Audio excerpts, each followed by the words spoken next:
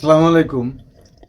দেখুন, একটা দলের প্রতি, একটা মানুষের প্রতি মানুষের কতটুক ভালোবাসা এবং মোহাব্বত থাকলে আপনারা যে দেখতেছেন যে একটা মুরব্বী চাচা, উনি তারেক জিয়া দেশে আসবে এই কথা শোনার পর উনি 3 দিন আগে থেকে মঞ্চের পাশে ছালা বিছিয়ে উনি এসে বসে আছে।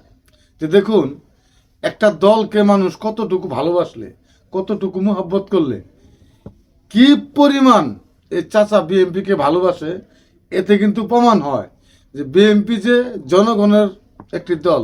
বিএনপি জনগণকে ভালোবাসে, জনগণ বিএনপিকে ভালোবাসে।